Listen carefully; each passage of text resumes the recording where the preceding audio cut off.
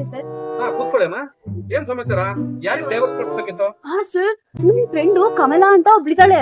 ಅವಳ ಗಂಡ ದಿನಕ್ 4 ಪ್ಯಾಕೆಟ್ ಸಿಗರೇಟ್ ಸೇರ್ತಾನೆ ಸರ್. ಓ, ಆಯಮ್ಮನ್ ಡೈವರ್ಸ್ ಕೊಡ್ಸ್ಬೇಕಾ?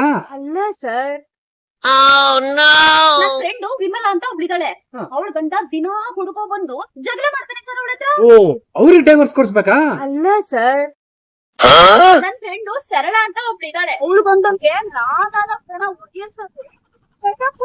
ಓ, ಈಗ ಗೊತ್ತಾಯ್ತು. ನಿಜವಾಗ್ಲೂ ಡೈವರ್ಸ್ ಬೇಕಾಗಿರೋದು ಆಯಮ್ಮನ್ಗೆ. ಅಯ್ಯೋ ಇರಿ ಸರ್, ಯಾರಿಗಮ್ಮ ಬೇಕಾಗಿರೋದು? ನನಗೆ ಬೇಕಾಗಿತ್ತು ಸರ್.